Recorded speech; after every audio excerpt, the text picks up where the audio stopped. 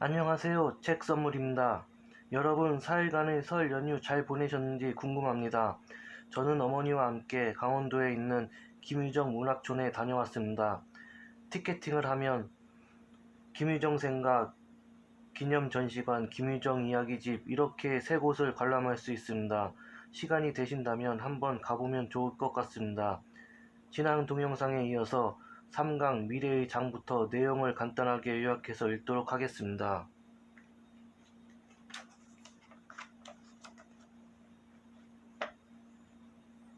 내가 무엇에 관심 있는지 잘 모르겠다는 분들이 계세요. 그건 아마도 내 자신이 주체가 되는 삶을 살지 못하고 다른 사람이 원하는 것을 들어주는 삶을 살아서입니다. 남을 만족시키는 삶이 아닌 나를 만족시키는 인생을 사세요. 젊은 그대여, 잠깐의 뒤처짐에 열등감으로 가슴 아파하지 마세요. 삶은 당신 친구들과의 경쟁이 아닌 나 자신과의 벌이는 장기 레이스입니다. 친구들은 무조건 앞지르려고만 하지 말고 차라리 그 시간에 나만의 아름다운 색깔과 열정을 찾으세요. 세상엔 완벽한 준비란 없습니다. 삶은 어차피 모험이고 그 모험을 통해 내 영혼이 성숙해지는 학교입니다. 물론 심사숙고해서 결정해야 하겠지만 100% 확신이 설 때까지 기다렸다 길을 나서겠다고 하면 너무 늦어요.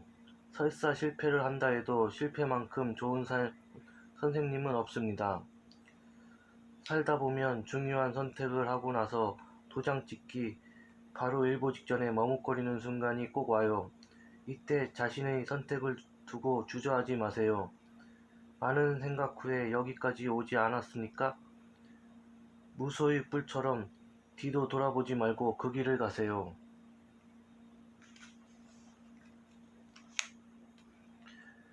일을 처음 시작하려 할 때 남들보다 더 잘하려고만 하니 겁이 나는 것입니다. 남들보다 더 잘하려고 하지 말고 그냥 열심히 하려고 하십시오. 아주 잘하지는 못해도 열심히만 한다면 당신의 진정성에 감동해서 당신을 이해하고 또 사람들이 곁에 당신을 도와줍니다.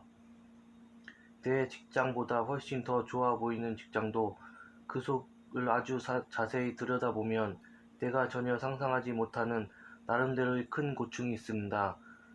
그 사실을 깨닫는 순간 내 현재의 직장에 큰 감사를 느끼게 됩니다.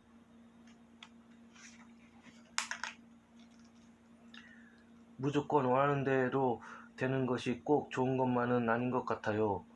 모든 일이 자기 원하는 대로 쉽게 되면 게을러지고 교만해지며 노력하지 않게 되고 다른 사람의 어려움도 모르게 됩니다. 어쩌면 지금 내가 겪은 어려움은 내 삶의 큰 가르침일지 모릅니다. 서 있는 말에는 채찍질을 하지 않습니다. 달리는 말에만 채찍질을 합니다. 윗사람이 혼을 낼 때 내가 지금 잘하고 또 잘 가고 있으니까 더 잘되라고 하는 경책으로 생각하고 감사히 받아들이세요. 그렇게 하면 내가 더 크게 됩니다.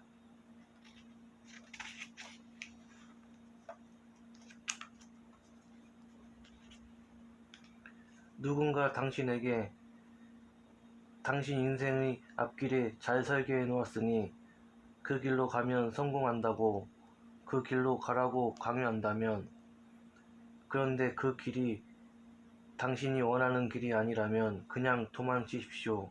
당신의 삶을 사세요. 당신이 진짜 원하는 삶을.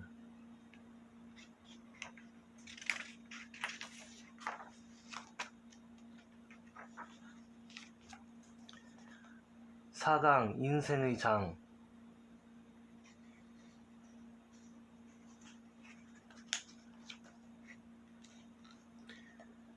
못생긴 나무가 산을 지켜요.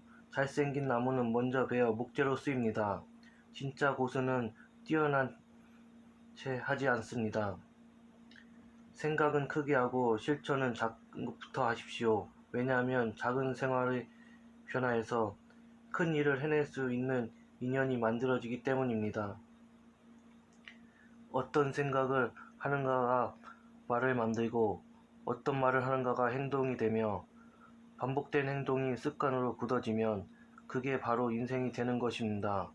그러므로 처음에는 어떤 생각을 일으키고 어떤 행동을 하는가가 아주 중요합니다.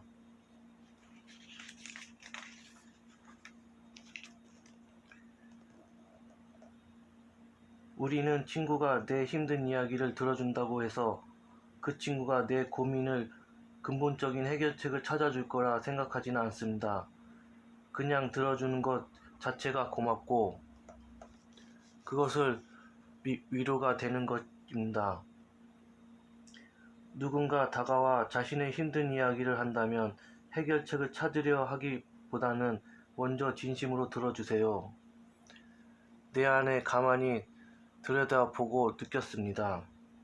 내가 진정으로 원하는 것은 누군가가 나의 목소리를 경청해 들어주고 공감해주고 나의 존재를 인정해주고 나의 가치를 알아주는 것이라는 걸.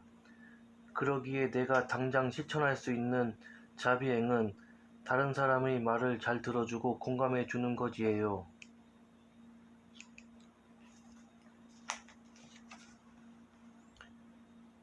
인생은 짜장면과도 같습니다.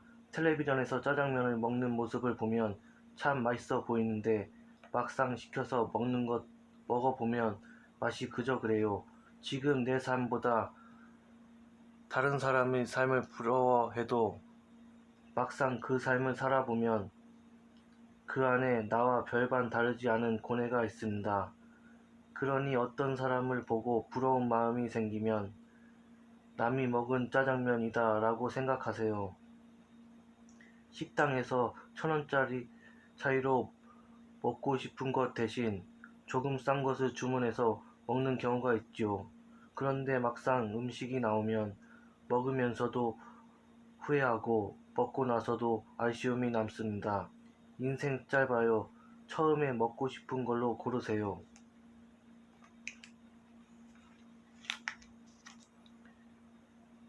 나에게는 경험 없는 순수함보다 상처받은 영혼들의 자애로움이 더 아름답게 보입니다. 누군가를 자꾸 설득하고 싶은 것은 사실 나 자신이 완벽하게 설득당하지 않아서일 수도 있습니다. 난 길거리를 돌아다니며 내가 남자라는 것을 믿으라고 떠들지 않습니다. 왜냐하면 너무 당연하니까요. 이 세상 최고의 명품 옷은 바로 자신감을 입는 것입니다.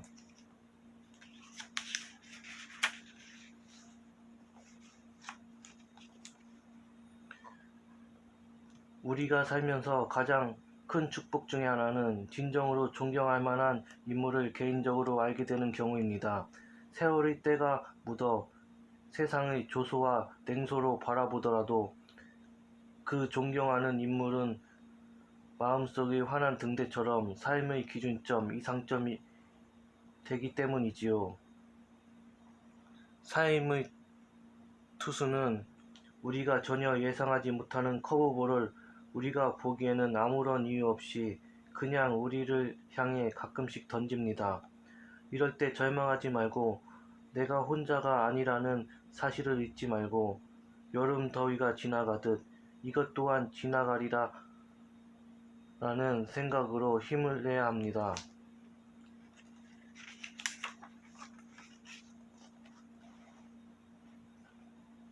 오강 사랑의 장.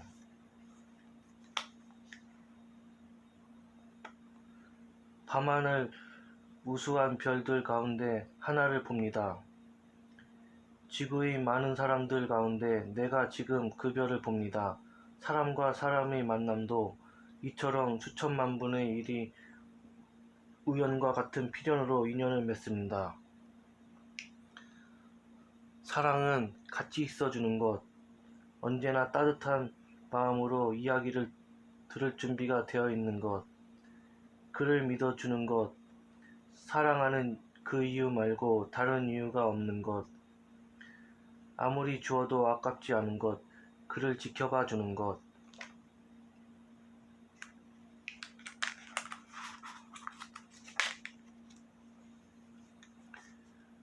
우리는 관심이라는 이름으로 다른 사람의 일에 끼어들기를 좋아합니다. 안 끼어들어도 되는 일에 도와준다면서 자기 자신과 상대를 힘들게 합니다. 그러나 그건 사랑에서 나오는 관심이 아닌 자기 마음대로 하고 싶은 애착이거나 칭찬받고 싶어하는 아이 같은 마음일 뿐입니다. 사랑이라는 이름으로 집착한다면 그 안에 이기적인 부분이 항상 존재합니다. 그 사람을 내가 만든 틀에 끼워 넣어 원하는 대로 조령하려 한 것입니다. 진정한 사랑은 있는 그대로 아끼는 것입니다. 봄날의 햇살은 있는 그대로의 존재들에 그저 따스한 햇살을 비춰줍니다. 내가 원하는 대로 바꾸려 하지 않습니다.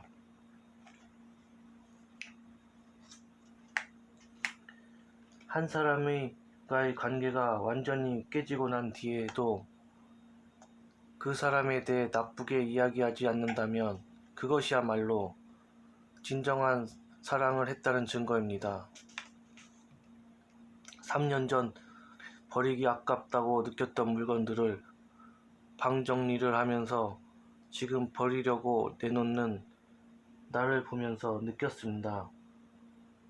물건들과 헤어질 때도 사람과 헤어질 때처럼 마음 정리할 시간이 필요했었구나.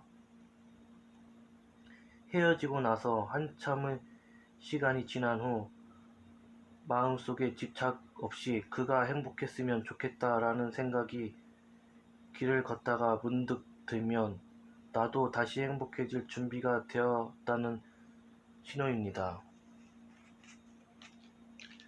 오늘은 5강 사랑의 장까지 책 내용을 읽었습니다. 이 책을 읽으면서 사랑을 할 때 조건을 보고 사랑하는 것보다 무조건으로 하는 것이라고 느꼈습니다.